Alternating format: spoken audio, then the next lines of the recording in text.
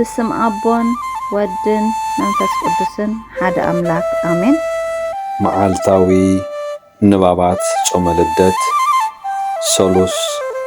16 تحساس كلتشحن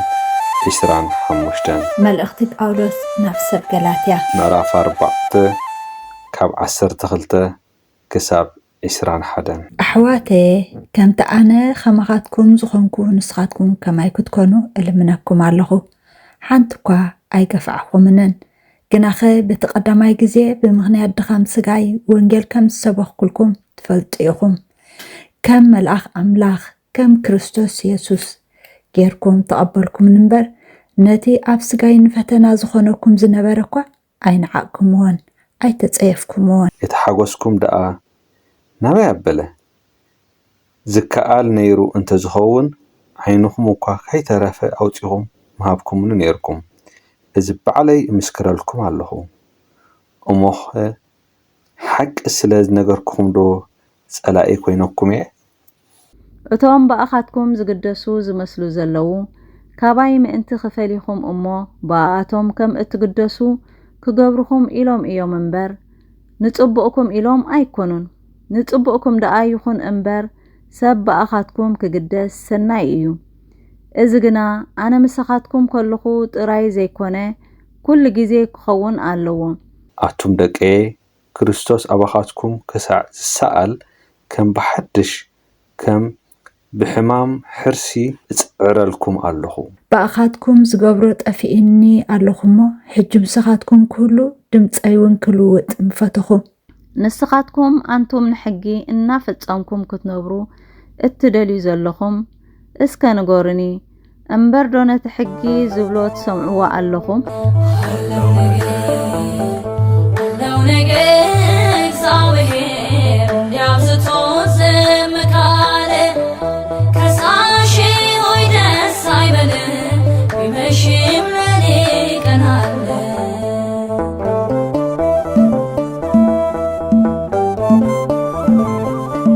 قدماي ملأختي بيتروس معرف حموشته كاب قطر خلته كساب قطر تشعته نتي أملاخ ذهبكم مقاسي قاسيوه انتخونه كم فقد أملاخ بفتاو انبر بقدي أيوخن بتصبق دلاي انبر نخن تربحون أيوخن نتي مقاسي أرأي دا أخنو انبر قبل لقيتهم زتوهبكم قويتوت أي تخنو اتحالو أقواسوت مستقلت أدما زي تملو أخلي الكبري كتقبلي أخم أتم من إسي كمؤو إنتم زعبيهم تجزؤهم أملاخ نعبيات يمعتهم نتحتات كنا تسقى يهوهم يمو كلاتكم نحد حدكم مأنتي كتجزؤوا تحتنا تعدقوا داقين بجزئوا نسو لعلم انت خبلكم أبتحتتا تنعت إيد أملاخ تحت بالو نسو يحاليركم يمو نخل حاليتكم أبقوا أو دقوا ديابلوس تمتعرضتهم زوحتو دليو كم زوغازم أنبسا يزور علمو تتنقعوا نقحوا أب إمنت صنعهم تقاوموا مهنياتو نتوم أمهل عالم زلو أحواتكمون إزما كرازي يبصحون كون زلو تفلت يخوم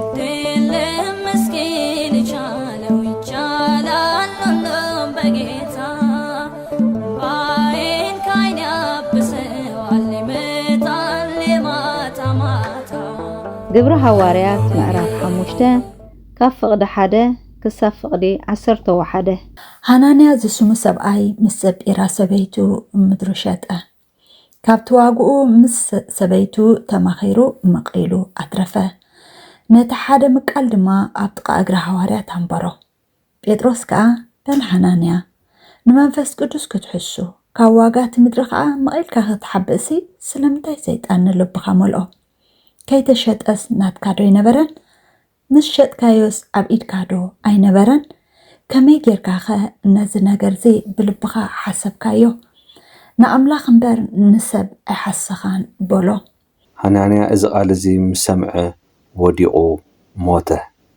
اتوم نزي سمعو زبلو كلهم كا أزيوم فرهو أقوازما تنسيوم غنزوو تسكيموم أوسيوم ونكبروا دحر 3 ساعات أبيلو سبيتو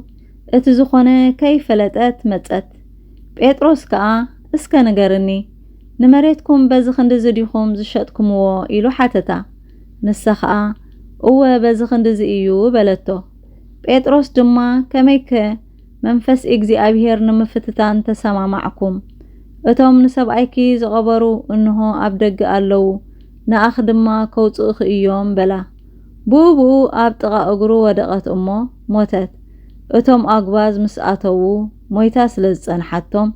ተሸኪሞም ኣውፅእዋ ኣብ ጥቓ ሰብኣያ ከዓ ቀበርዋ ኣብ መላእ እታ ቤተ ክርስቲያንን ኣብቶም ነዚ ነገር እዚ ሰምዑ ዘበሉ ኩሎም ከዓ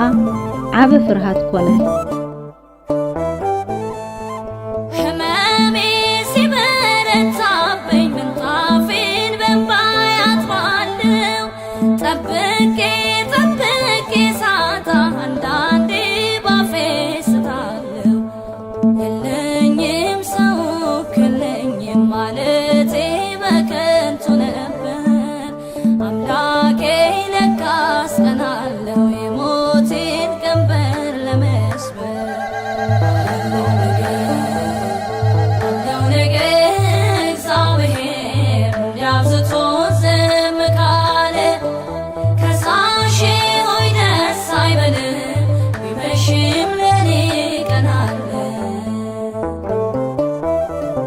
ወንጌል ማቴዎስ ምዕራፍ 17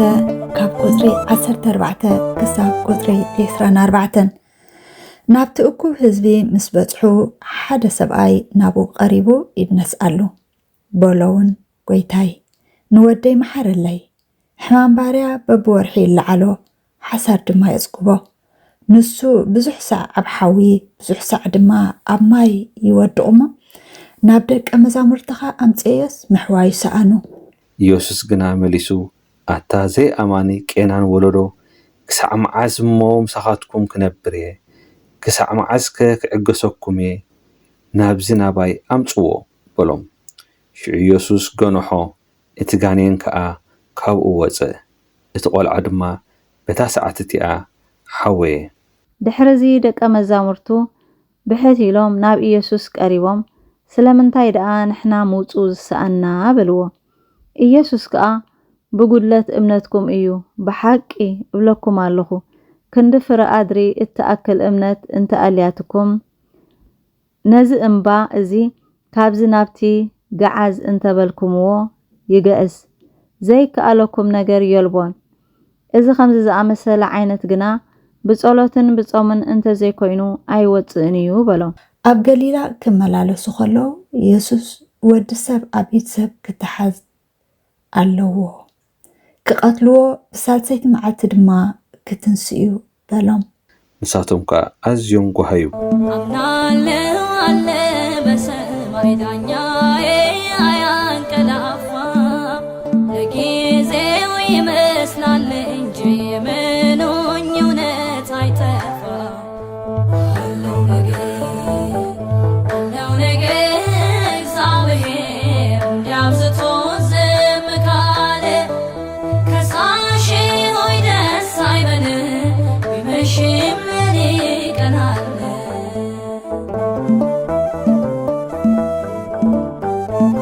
እግዚአብሔር አምላክ ኃይልታት ቅድም ሁሉ እዋን ዝነበርካ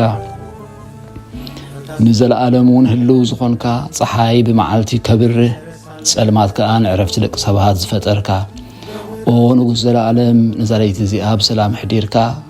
ናብዛ መጀመርታ መዓልቲ ስለዘእተኻና ነመስግነካ ኣለና ኦ ንጉስናን ንጉስ ዘለዓለምን ብርሃን ገጽካ ክትንጸብረቐልና ኣምላኻዊ ብርሃን ፍልጠትካ እውን ከተብርሃልና ንልምነካ ደቂ ብርሃንን ደቂ መዓልትን ክንከውን ኣብቃዓና ኦ ጎይታና ምንቲ ዛ መዓልቲ እዚኣ ብቅድስናን ንጽህናን ብሰናይ ምዕዶ ክንሓልፋ ነቲ ዝተረፈ ህይወትና እውን ብዘይ ዕንቅፋት ክንፍጽሞ ሓግዘና ምስ ርህሩህን መፍቀሪ ሰብን ዝኾነ ሓደ ወድኻ ኢየሱስ ክርስቶስን ወሃብ ጸጋ መንፈስ ቅዱስን ክብርን ምስጋናን ውዳሴን ኣምልኾን ሎምን ኩሉ ሳዕን ዘለዓለም ንዓኻ ይኹን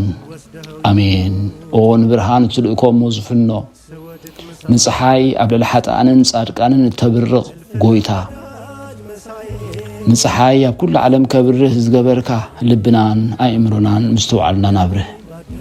ኣብዛ መዓልቲ እዚኣ ደስ ከነብለካ ዓድለና ብጎይታና ኢየሱስ ክርስቶስ ካብ ኩሉ ክፉእ ነገር ዘበለ ሓልወና ካብ ኩሉ ሓጢኣትን ካብ ኩሉ ተጻራራ ሓይልን ኣድሕነና ምስ ርሕሩሕን መፍቀሪ ሰብን ዝኾነ ሓደ ወድኻ ኢየሱስ ክርስቶስን ዋሃቢ ህይወት መንፈስ ቅዱስን ክብርን ምስጋናን ውዳሴን ኣምልኾን ሎምን ኩሉ ሰዓን ዘለዓለም ንዓኻ ይኹን ኣሜን። ኦ ጎይታ መሓረና ምሕረትካ እውን ኣብዝሓልና ኣብ ነፍሲ ወከፍ ሰዓትን ግዜን ኣብ ሰማይን ምድርን ብኽብረት ዝስገደልካ ክርስቶስ እሙን ኣምላኽና በዓል ነዊሕ ትዕግስትን ብዙሕ ምሕረትን ብሰናያት ዝተመላእካ ርህሩህን ነቶም ኣነ ዝቐዳማዮም ሓጢኣተኛታት እትምሕር